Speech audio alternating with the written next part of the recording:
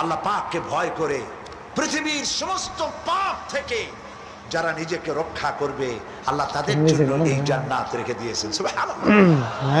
সেই জান্নাতের রিসিপশন আপনারা আন্দাজ করতে পারবেন না। রিসিপশন কারে কয়? কি এর প্রধানমন্ত্রী আর প্রেসিডেন্ট 4-5টা পুলিশ আর আর্মি এসে একটা ফট করে সেলুট মারলো, বাস শেষ হয়ে গেল, এরকম না।